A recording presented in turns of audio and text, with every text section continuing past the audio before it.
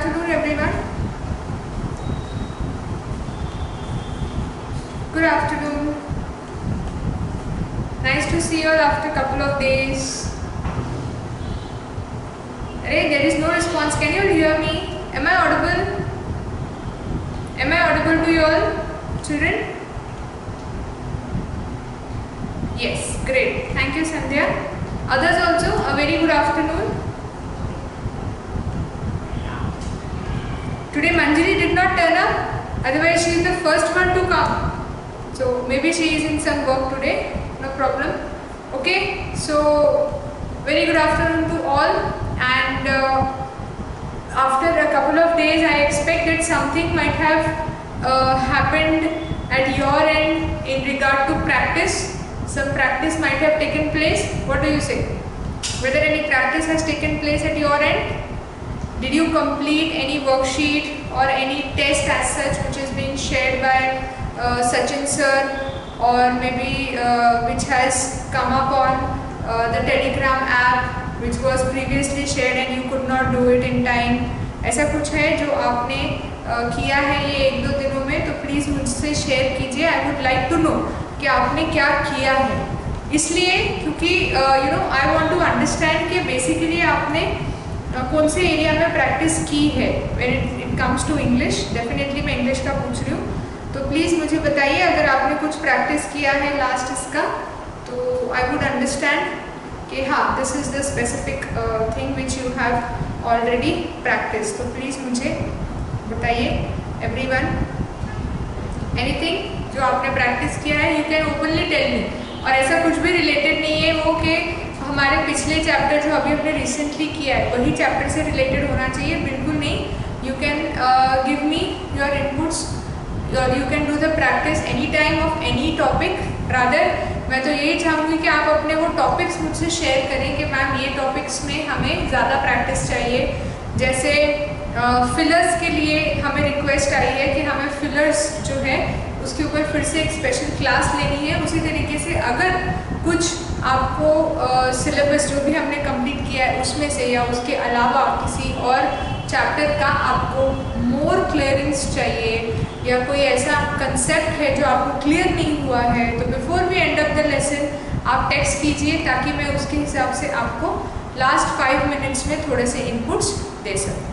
This is my humble request to everyone over here. तो please बताइए अगर कुछ भी आपको लगता है कि शुड बी क्वेश्चन और शुड बी क्लियर. ओके, आज का जो हमारा है, आज we have a cloze test. Okay, the spelling itself gives us, it is not a closing test but it is a test which will help us to understand how to have a zoom in into the content. We are supposed to zoom in. What does this mean? It means to zoom in. Zoom in, zoom out सभी को पता है, ठीक है? Zoom in, zoom out. Can everyone hear me? Am I audible to all? सबको मेरी आवाज़ आ रही है? Yeah, great. तो जैसे हम लोग को zoom in, zoom out पता है, तो close test means a test in which one has to spect keenly into it so that the person gets clear with the ideas that हाँ इस तरीके से इस content के अंदर हमें फिलर्स जो है वो पुटअप करने हैं. Fillers in the sense expected content या ब्लैंक्स जो है उन्हें हमें फिलअप करना है, ठीक है? तो लास्ट टाइम का अपना कॉम्प्रिहेंशन था, उसमें कुछ ऐसा है which you want clearance on. Comprehension जो था हमारा, हमने कॉम्प्रिहेंशन कंप्लीट किया था. I guess last comprehension was yet to be completed या वो भी कंप्लीट हो गया था. अच्छा, एक बाकी था आई गेस, है ना? एक बाकी था ना, which was given as assignment to you, right? One was left which was given as assignment to you. तो वो वाला कॉम्प्रिहेंशन भी आपको बोला गया था करने के लिए. सो आई होप आपने वो कॉम्प्रिहेंशन किया है. अगर कुछ क्वेरीज उसमें इनकाउंटर हुई है तो please let me know children. If there is any query in regard to comprehension reading, you can please tell me, please let me know. For today, let's start with our chapter close test. No queries? Comprehension का कोई भी query नहीं है आपको बेटा? Nothing which you want to get it clear? or nothing which you want to ask as such?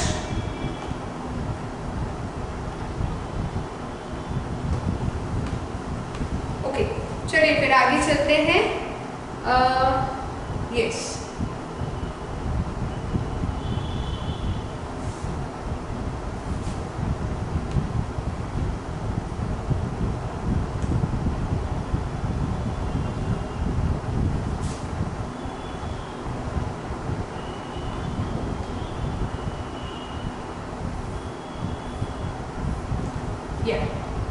See, as I told you, basically इसमें हमारे पास एक अच्छा खासा कंटेंट है. जस्ट लाइक हम लोगों ने फिलर्स में देखा था. हमारा फिलर्स में पैटर्न क्या था? We have specific content, passage है या फिर 2 लाइन्स है. इस तरीके के हमारे पास स्पेशल कंटेंट है. उस कंटेंट में हमें कुछ ब्लैंक्स दिए हुए हैं. हमें उन ब्लैंक्स में अपना आंसर फिल इन करना है. I repeat, we have certain blanks given in the content, और वो चाहे हाफ सेंटेंस कंप्लीशन हो या फिर you can take it as के दूसरा कोई पैसेज है जिसमें हमें कुछ वर्ड्स पुट इन करने हैं, एक लाइन है जिसमें हमें कुछ वर्ड्स डालने हैं. व्हाटएवर जो भी पैटर्न हमारा फिलर्स में था, मोर और लेस सेम पैटर्न आपको यहाँ पे भी एनकाउंटर हो जाएगा. इफ यू सी कीनली, अगर आप ध्यान से देखोगे आपको वही पैटर्न यहाँ पे भी एनकाउंटर हो जाएगा. See, I will just read out the complete question.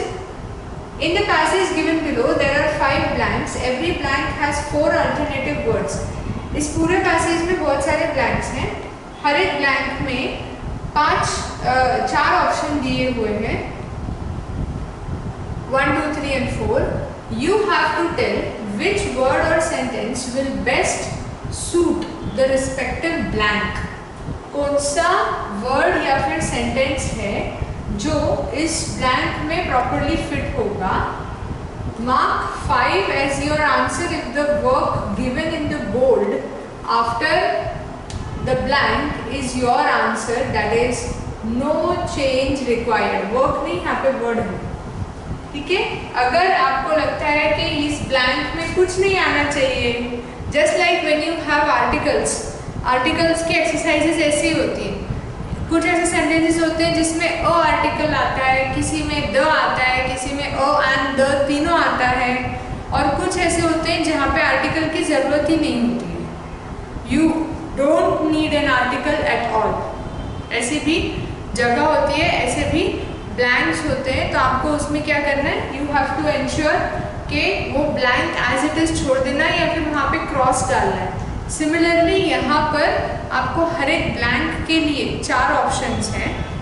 चारों में से अगर आपको लगता है कोई भी फिट नहीं होता है ब्लैंक में, तो उसे खाली छोड़ दीजिए. आई रिपीट, उसको खाली छोड़ दीजिए ताकि ये समझ में आए कि वहाँ पर कुछ भी आंसर एक्सपेक्टेड नहीं है.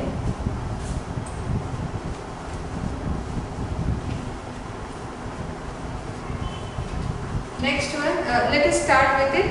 The Supreme Court is currently hearing oral arguments in Indian Young Lawyers Association versus State of Kerala, in which rules that bar the entry of women aged between 10 and 50 years into Sabrimala Temple in Kerala dash. अब हम लोग parallelly इसको लेते हुए चल सकते हैं. Placing reliance on these rules have been called into question from entering the shrine would affect the idol's celibacy and artistry. No change required. Okay. Bar the that bar the entry of women aged between 10 and 50 years into the Sabrimala temple in Kerala. Sabrimala temple in Kerala, placing reliance on these rules have been called into question from entering the third option, the end, would affect the idol's celibacy and austerity. बताइए कौन सा option आपको सही लगेगा यहाँ पे। इस समय पे यहाँ पर क्या दिया है कि कोर्ट जो है वो ये सुप्रीम कोर्ट जो है वो करंटली यंग लॉयर्स एसोसिएशन जो है उनके through versus state of Kerala इसके ऊपर आर्ग्यूमेंट सुन रहा है।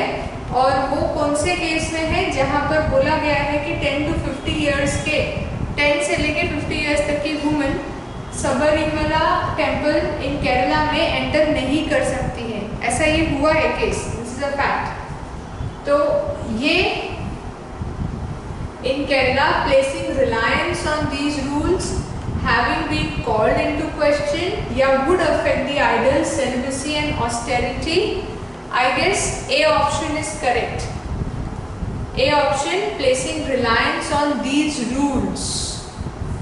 Okay, next one.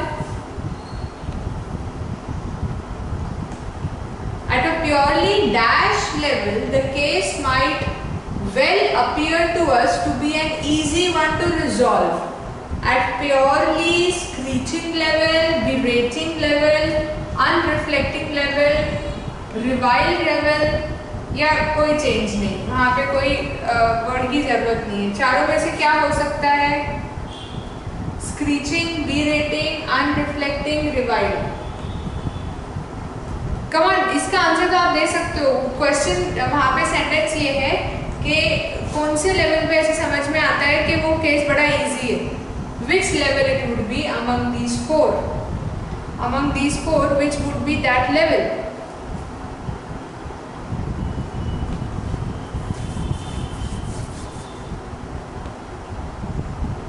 Which level it would be? Children, am I Audible?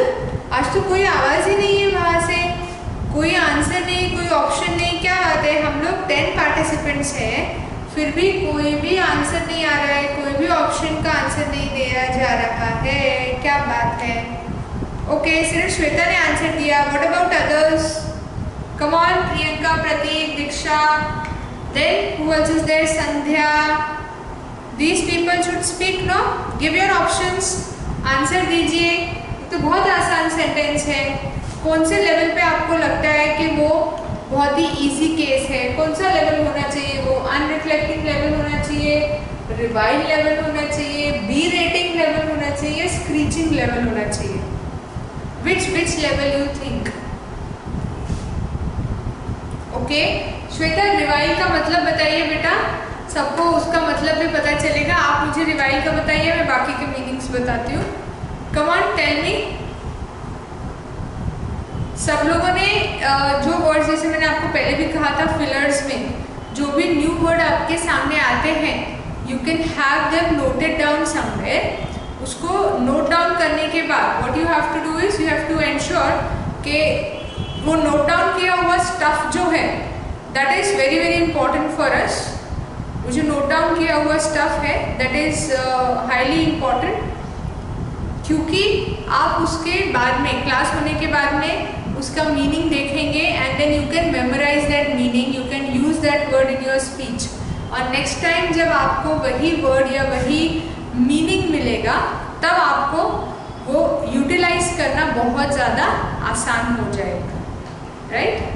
तो इसलिए प्लीज़ एंश्योर कि आप उसको ध्यान से देखें, मीनिंग जो है उसे ज़रूर लिखें। कम ऑन, बताइए श्वेता, रिवाइल का मतलब बताइए। What do you mean by the word revile?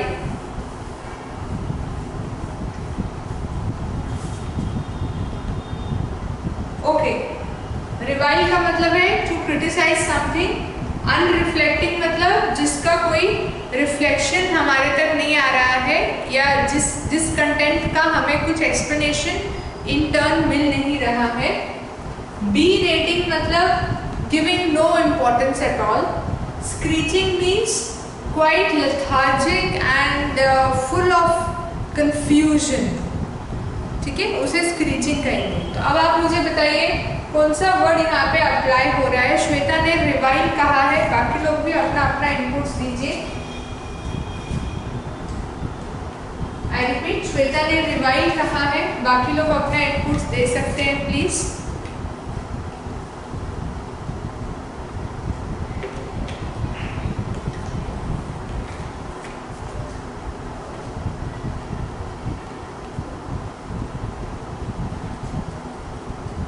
Okay fine, अगर आप लोग आइडिया नहीं दे रहे तो let me tell you, unreflecting and revile दोनों भी सही आंसर्स हैं, बट मोस्ट अप्रोप्रिएट अगर हम देखेंगे तो अनरिफ्लेक्टिंग आएगा। रिवाइल एगोनी में नहीं देखना है श्वेता, हमें कोई एगोनी में नहीं देखना है कि अरे ये तो क्रिटिसाइज करते हुए हमें उनको वो केस की तरफ व्यू नहीं करना है। कोई भी इंसान गुस्से में उस केस की तरफ व्यू नहीं करेगा, समझदारी से करेगा, and at the same time अगर हमें उसके पूरे फैक्ट्स पता नहीं है then only it is unreflecting. And as a common person and a non resident of Kerala हमें उसके इनपुट्स पता नहीं है, ठीक है, so it would be unreflecting. Next one,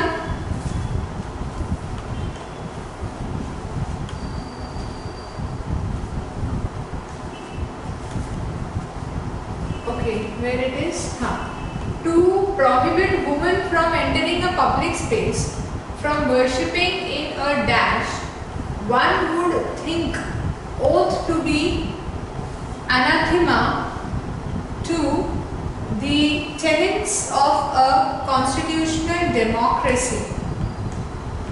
Worshipping in a dash, worshipping in a shrine of their choice, the case is a clash between, second option the है, how its religious affairs ought to be managed, rights of community of devotees. Simple है, इसका answer तो बहुत आसान है, worshipping shrine of their choice। बाकी तीनों भी इनएप्रोप्रिएट है, वो उसके मीनिंग के साथ में नहीं जा रहे हैं। But as a study of the rival dash made before the 5-judge bench that heard arguments show us, study,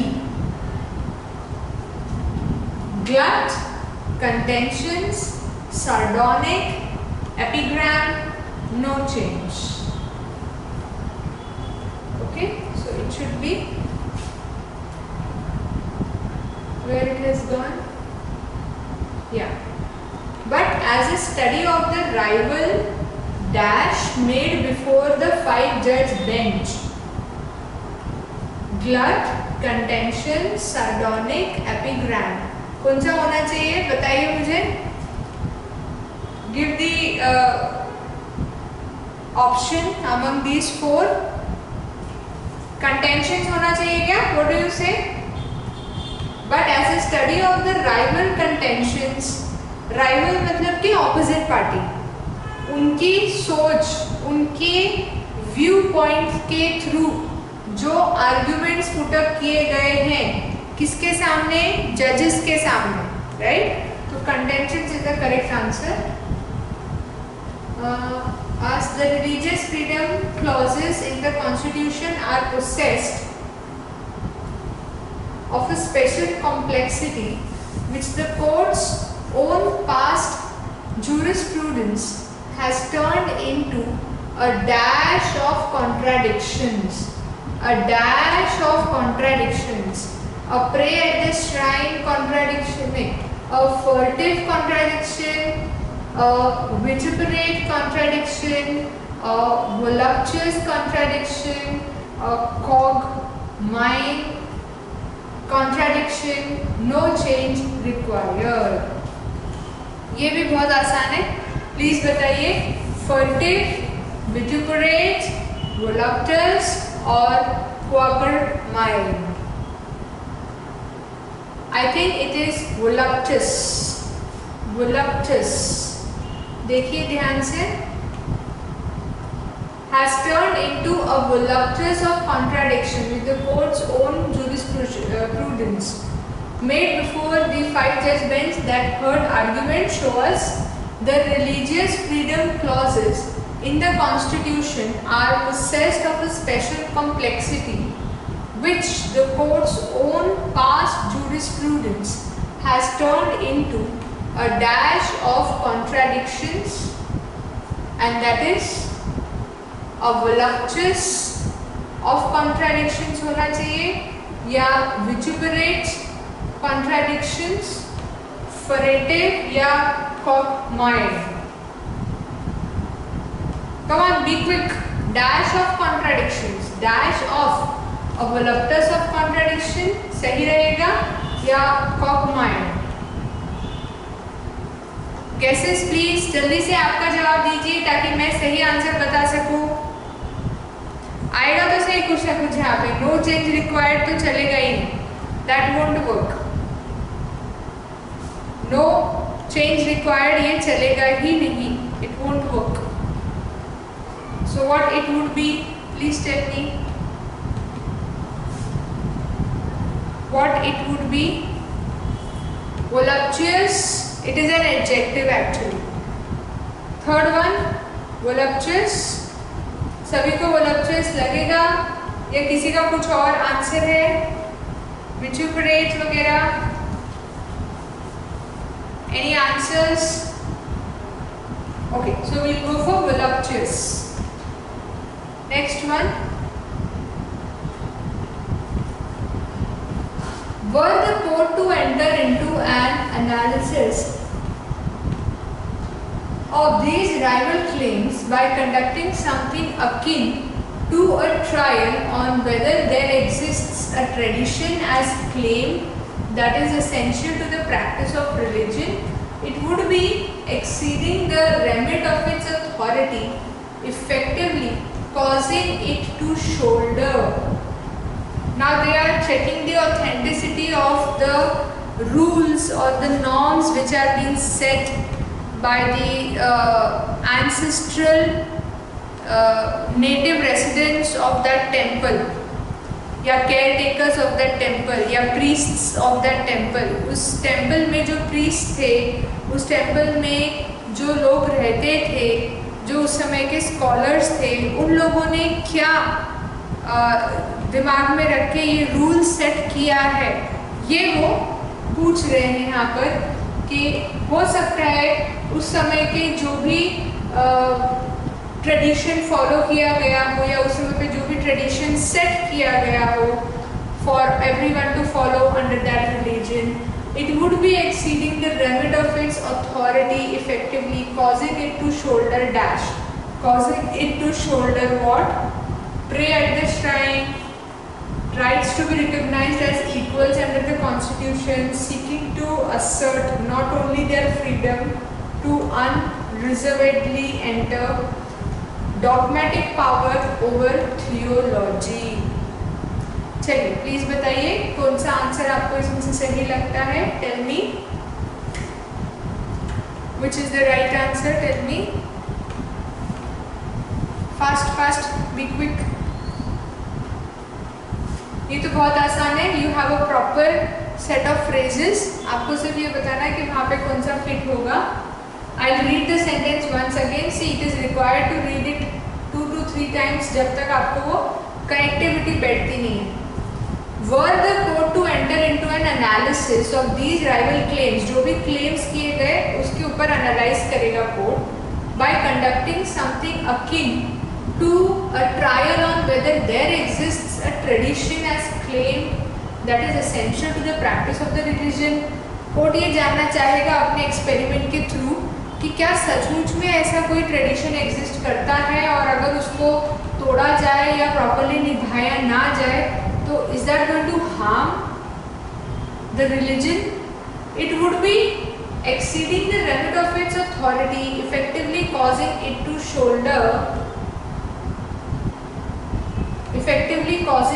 shoulder dogmatic power over theology, rights to be recognized, नहीं, seeking to assert not only their freedom to unreservedly enter, या तो third या तो fourth. जल्दी बताइए. चलिए अब मैंने आपको शॉर्टलिस्ट करके दिया है.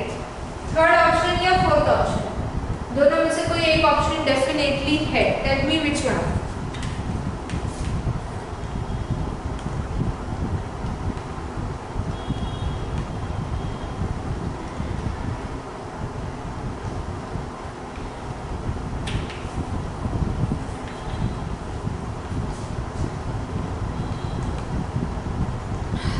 Yes, please.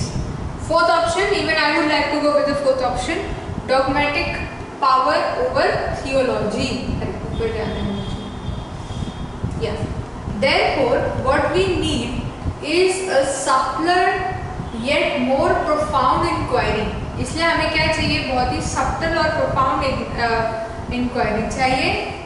Once the court finds that the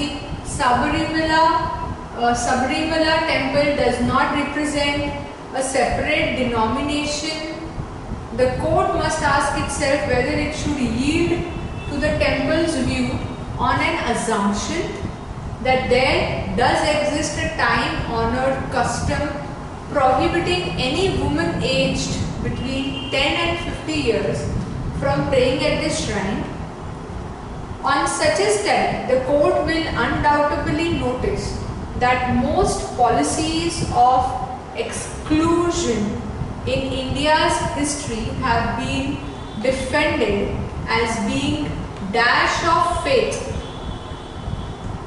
I repeat, on such a study, ऐसी स्टडी जो इस केस के ऊपर की जाएगी पता लगाने के लिए कि एग्जैक्टली क्या ट्रेडिशन है, क्या रीज़न है उसके पीछे, कब ये ट्रेडिशन फाइंड आउट हुआ, कब सेटअप हुआ, और ये सिर्फ 10 से 50 एज के बीच के ही लेडीज़ के लिए क्यों है, राइट? ये जब वो फाइंड आउट करने की जो स्टडी है ये जब शुरू होगी, then this study is going to definitely help us. The court will undoubtedly notice that most policies of exclusion in India's history have been defended.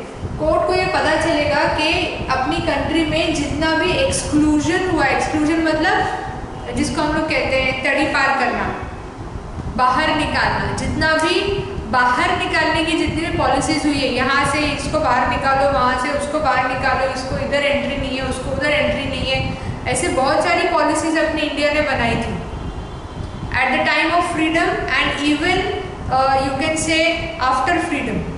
बहुत सारी ऐसी पॉलिसीज बनाई गई हैं, आज तक बनाई जा रही हैं, बट उसका बेसिक बेस क्या है, उसका बेस क्या है ये पता करना बहुत ज़्यादा ज़रूरी है. तो ये कोर्ट को तब पता चलेगा history have been defended as being dash of faith, dash of faith. Number 6 नहीं, number 7, usage of certain classes of Hindus faith, extensions of a prescription faith, broad exceptions to the freedom of religion faith, the disabilities imposed by custom faith. इसमें से कौन सा option आपको सही लगता है बताइए? बहुत इजी ऑप्शंस हैं. Extensions of a prescription. Prescription मतलब कि किसी ने बोला था और उसी चीज़ को आगे फॉलो करते चले गए. किसी एक बंदे ने किसी एक के लिए बोला था, या एक दिन के लिए बोला था, या एक मोमेंट के लिए बोला था, लेकिन उसको एक्सटेंड करते चले गए. So that is extension of a prescription. Then broad conceptions to the freedom of religion. बहुत सारे लोगों को फ्रीडम ऑफ रिलीजन चाहिए था आफ्टर इंडिपेंडेंस, उसके दौरान ये ट्रेडिशन बना. The disabilities imposed by custom. बहुत सारी डिसेबिलिटी है being a part of a custom. जैसे सिंपल एग्जाम्पल है, वी ऑल आर यूथ, तो मैं आपको ये बोल सकती हूँ जैसे इंटरकास्ट मैरिज. बहुत सारे रिलीजन्स में इंटरकास्ट मैरिज अलाउड नहीं है. So that is a disability of a person to perform that task because he or she belongs to that custom, because he or she belongs to that tradition, so he or she can not do that task. The person is disabled to do that task, right? Then usage on certain classes of Hindus. मुझे लगता है ये वाला है, ये वाला तो बिल्कुल ही नहीं. तो फर्स्ट, सेकेंड और फोर्थ तीनों में से एक ऑप्शन बताइए. चलिए फटाफट. And this time give me the number. Number 7. It's number 7. Give me the number and then give the option. I repeat, give the number and then give the option. Give the number and then give the option.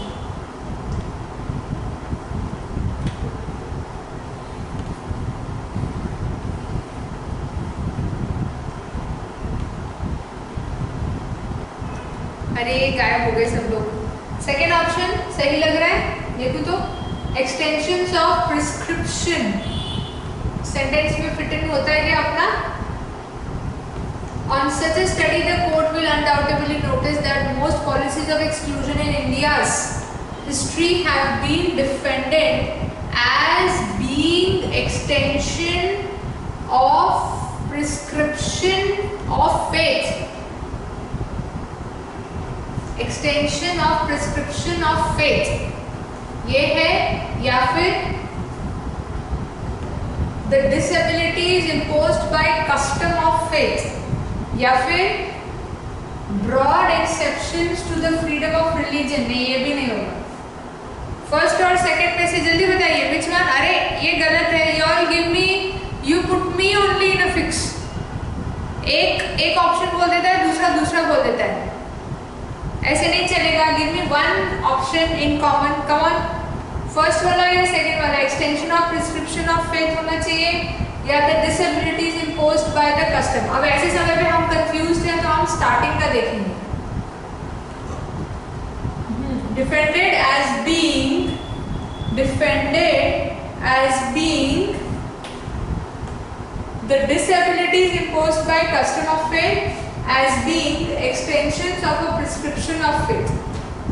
किसको defend करते आए हैं हम लोग? हम ये बोलते आए हमेशा कि अरे ये तो अपनी प्रथा चलती आ रही है, इसीलिए अपने को ये काम करना है, right? So that is extension of prescription of faith. कई सारे लोग क्या करते हैं, अलग अलग तरीके का उपवास करते हैं। बहुत सारे रिलीजन्स में अलग अलग उपवास होते हैं और कुछ बहुत ही कठिन उपवास भी होते हैं। तो लोगों को लगता है, means I am not against it, but मैं ये सिर्फ एग्जाम्पल के लिए यूज़ कर रही हूँ कि बहुत सारे कुछ ऐसे उपवास होते हैं जो बहुत स्ट्रिक्ट होते हैं, बहुत ज़्यादा रिजिड होते हैं, बंदे को काफ़ी उसमें तकलीफ होती है, फिर भी लोग करते हैं। क्यों? क्योंकि उनको वो extension of prescription of faith है। मतलब वो सालों से, सदियों से जो विश्वास चला आ रहा है, वही विश्वास आगे कैरी फॉरवर्ड किया जा रहा है। सिंपल है। मेरे पिताजी को उस पर विश्वास था, इसलिए मैंने किया। मेरे दादाजी को उस पर विश्वास था, इसलिए मेरे पिताजी ने किया। मेरे दादाजी को अपने पिता के ऊपर विश्वास था, इसलिए उन्होंने किया, एंड सो ऑन।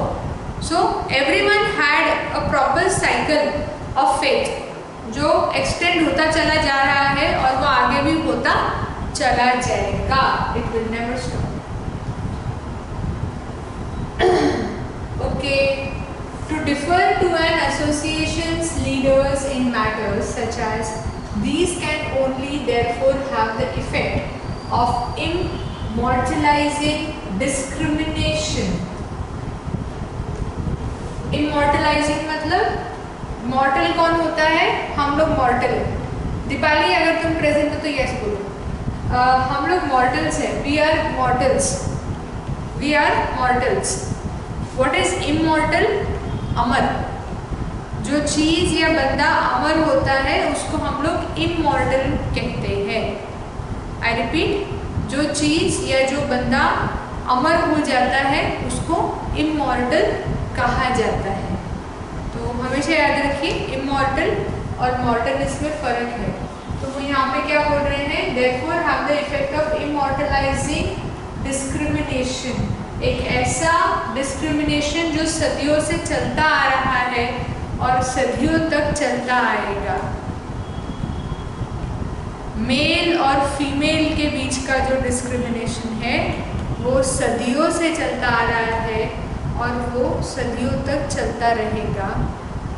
पूरी दुनिया कभी फिल्टर नहीं हो पाएगी इस डिस्क्रिमिनेशन से। हालांकि आज की सिनेरियो में ऐसे बहुत सारे हैं, जो बहुत सारे ऐसे दिमाग हैं जो इस डिस्क्रिमिनेशन से खुद को आइसोलेट कर चुके हैं।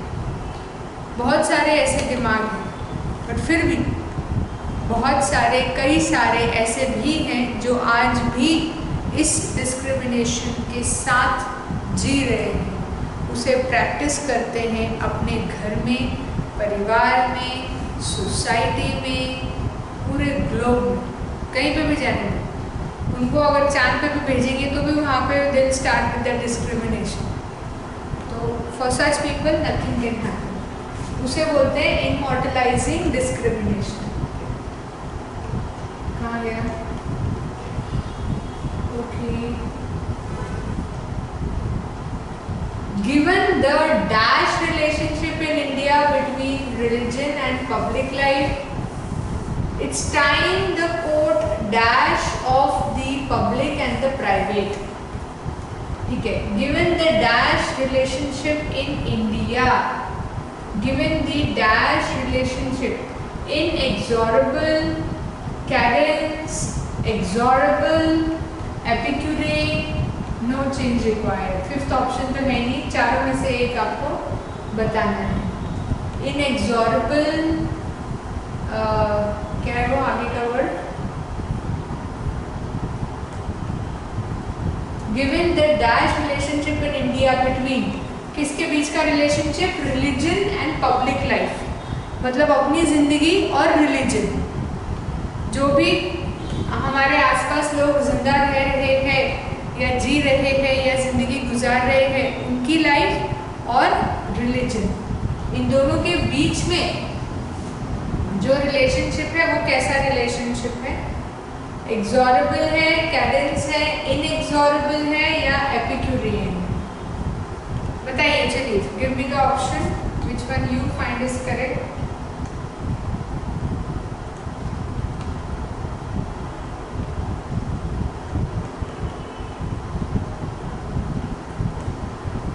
Which one you find is correct? You can tell me.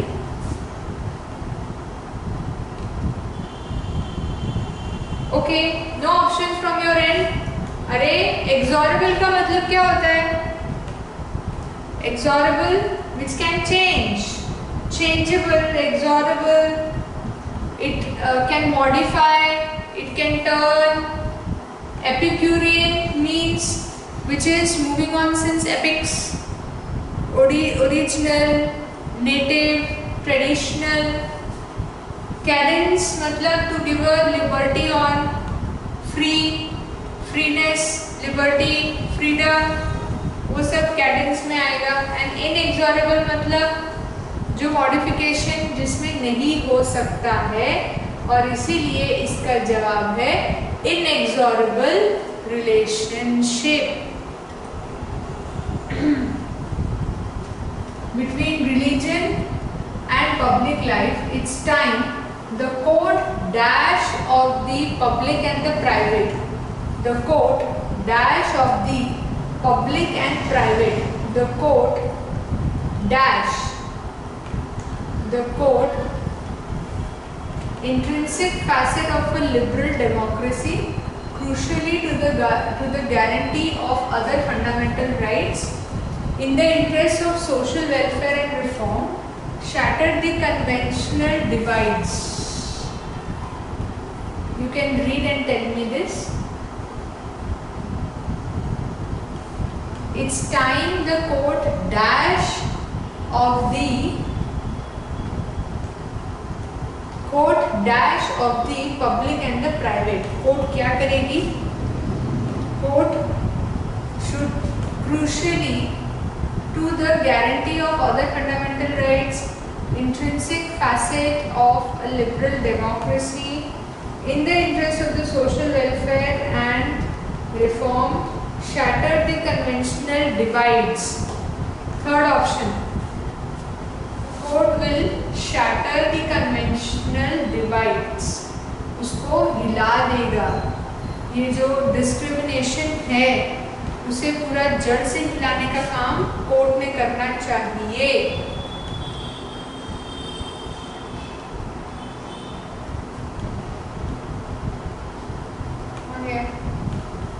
If the court can look beyond the essential practices, doctrine, and see this case for what it really is, dash a denial to the women not only for their individual rights to freedom of religion, but also of equal access to public space. It can help set the tone for a radical rereading of the Constitution. Rereading. Radical मतलब rational. This can help the court reimagine its jurisprudence in diverse areas. Jurisprudence is the study of constitution.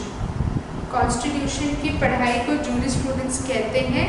उसका मतलब है it is a name of a subject basically, और उसका मतलब है to understand and to study various acts and various laws under constitution. Constitution के अंदर जितने भी acts और laws drawn किए गए हैं उन्हें पढ़ना और उन्हें समझना, that is nothing else but jurisprudence. हाँ, in diverse areas making a meaningful difference to people's rights across spectrums of caste, class, gender and religion. Ultimately, the Constitution must be seen as representing not a dash conception of boundaries between the state and the individual, but as a transcendental tool for social revolution. Ultimately, the Constitution must be seen as representing not a dash conception, representing not a hoary conception, ploy conception, revivi-fee conception or dispel conception. कौन सा conception इसमें आएगा? How it should be seen, which type of convention it should be seen. Hoary conception, ये hoary है, horary नहीं है. Cloy conception, just a minute, I forgot the pronunciation only.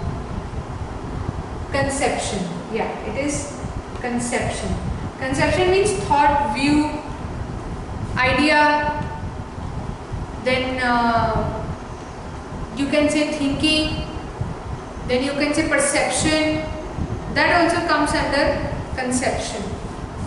So, which type of conception? Hoary conception, cloy conception, revivi-fee or dispel conception.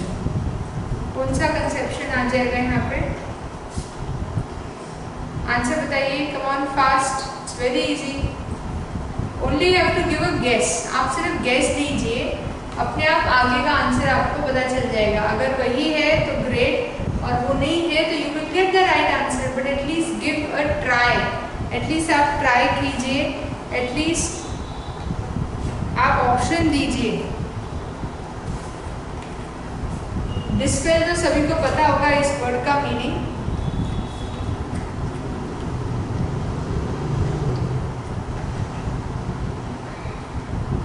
Children, can you hear me? सब लोग गायब हो गए. Option का कुछ भी नहीं आया. क्या बात है, ऑप्शन का कुछ नहीं आया. हेलो, सबको मेरी आवाज आ रही है? Am I audible to all? Children, am I audible to all? बाकी लोगों को मेरी आवाज नहीं पहुंच रही है क्या? पहुंच रही है, ग्रेट. चलिए बताइए फिर यहाँ का ऑप्शन कौन सा आना चाहिए. मैंने बाकी सारे ऑप्शंस बताए, एटलीस्ट आपको ये एक ऑप्शन मुझे बताना चाहिए. नंबर 10 वाला, नंबर 10 ऑप्शन बताइए.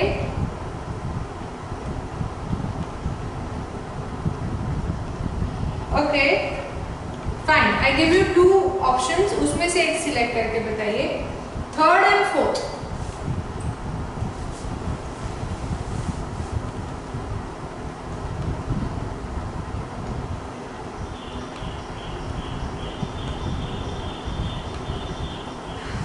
Third one and 4th one, please. Okay, संध्या, आपने 3rd ऑप्शन दिया, उसका मतलब बताइए बेटा.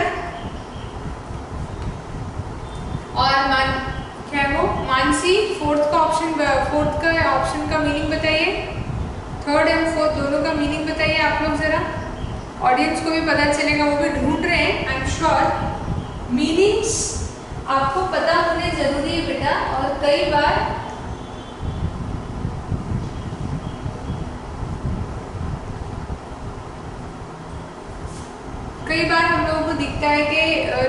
वर्ड आते हैं इमीडिएटली उसे नोट डाउन करना है.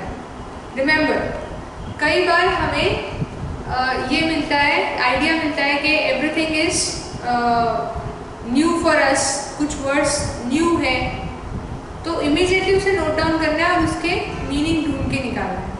हाँ, टू गिव न्यू लाइफ, संध्या ने थर्ड ऑप्शन बताया था, रिविविफी, जैसे कि रिजुविनेट होता है, that is also synonym of this word, rejuvenate. वैसे ये है, दोनों का सेम मीनिंग है. आई रिपीट, दोनों का सेम मीनिंग है, same.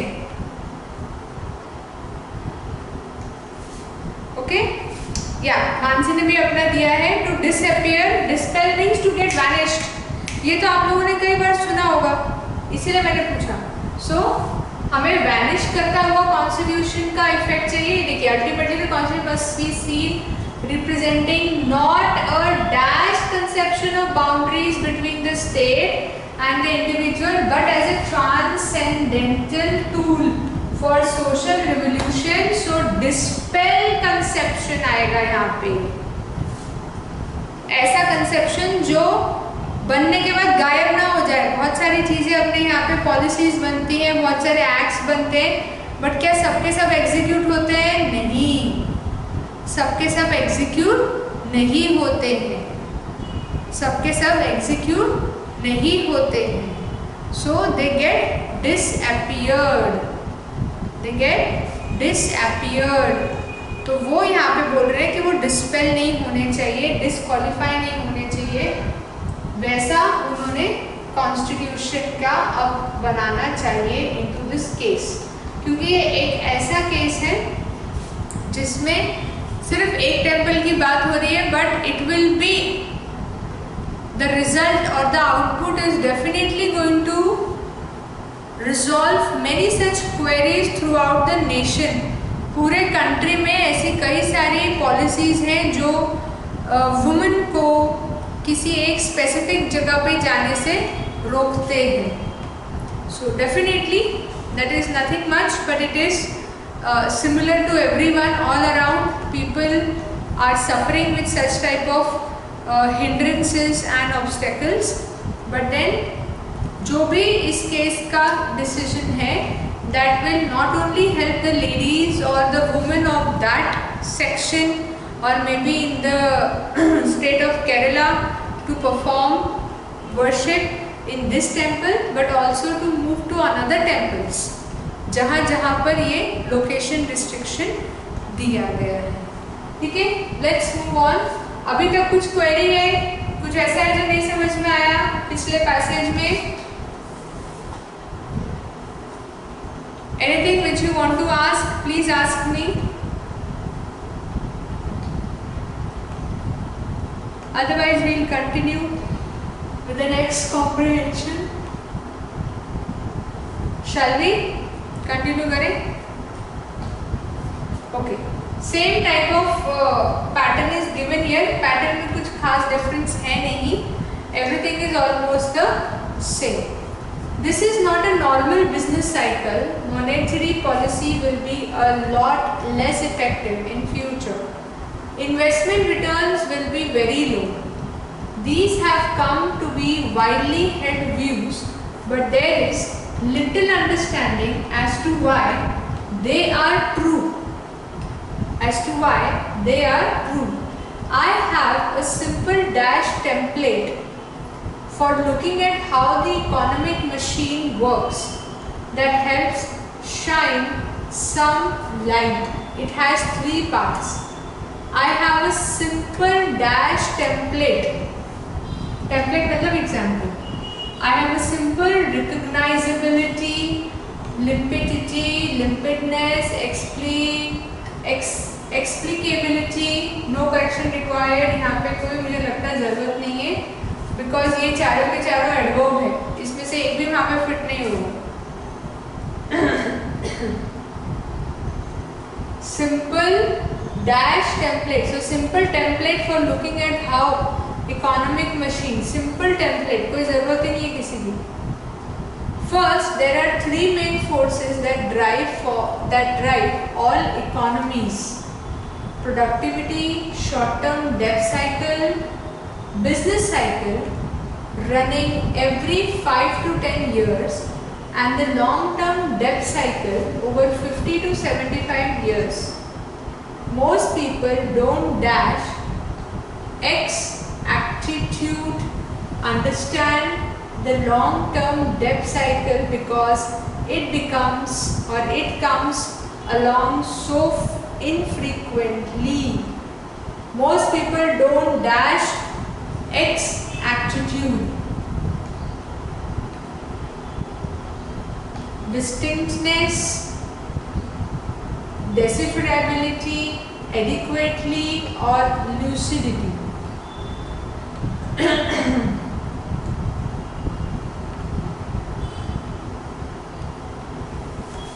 Most people don't dash extitude understand. Don't adequately extitude. But this is the most important force behind what is happening now. Second, there are three dash asymmetry that markets dash gravitate towards. There are three dash asymmetry. Which type of asymmetry? Three equilibriums, lopsidedness, shortcoming, disproportion.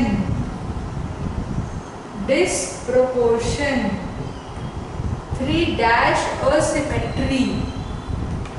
Three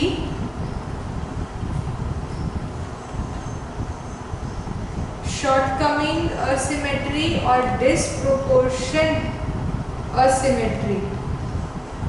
Asymmetry और disproportion दोनों का मतलब एक ही होता है. Shortcoming asymmetry that markets dash gravitate towards. That markets, fourth वाला, that markets underneath loomy, hebetic, gravid. That markets dash gravitate. बताइए fourth वाला. That markets underneath gravitate, loomy gravitate, hebetic gravitate और gravid gravitate. अब ये वाला आप लोग बताइए मुझे. Which would be the option? Fast चलिए, जल्दी बताइए. फोर्थ वाला इजी है, वर्ड्स भी इजी है. शॉर्टकमिंग हमें पता है, डिसप्रोपोर्शन हमें पता है, नहीं सॉरी, अंडरनीथ हमें पता है, लोमी पता है, हेबेटिक एंड ग्रेविड. हेबेटिक एंड ग्रेविड ये दोनों आप अच्छे से गेस कर सकते हो क्योंकि उससे सिमिलर हमने वर्ड्स देखे हुए हैं पहले.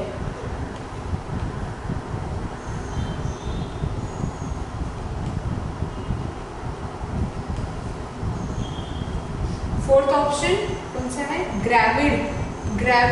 Gravitate towards. Asymmetry that markets gravitate towards. Depth growth has to be in line with the income growth that services those debts. Economic operating rates and inflation rates can't be too high or too low for long. And the third, projected returns of. ठीक है, वहाँ पे gravid चलेगा. Fourth option, returns of dash impecunious have to be above those of bonds, which in turn have to be above those of cash by appropriate risk dash tangibility.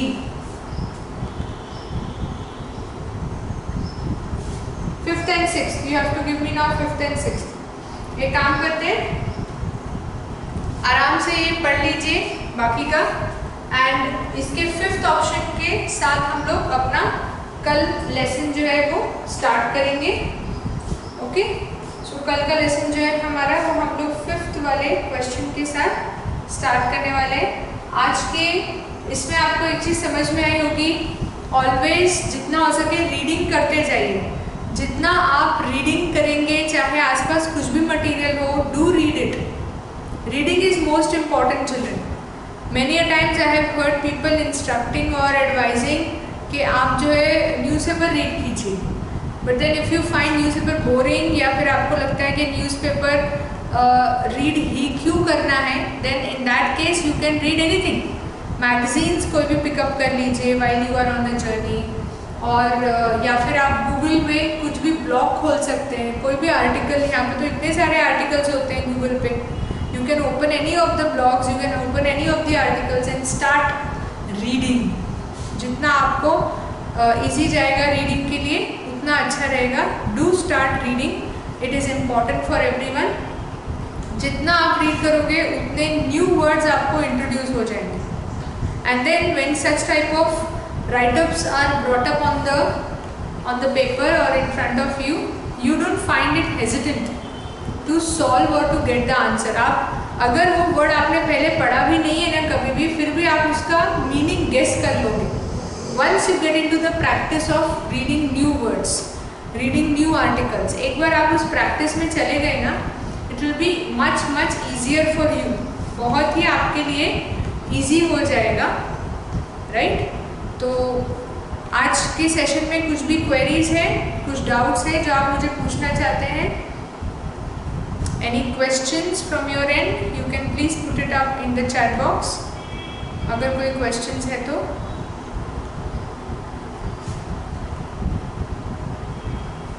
No questions for today. यहाँ से solve जरूर कीजिएगा क्योंकि हम लोग कल जब मिलेंगे डेफिनेटली इसके आगे से ही सॉल्व किया जाएगा।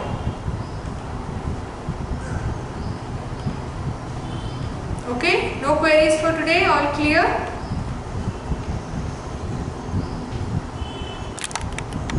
Fine.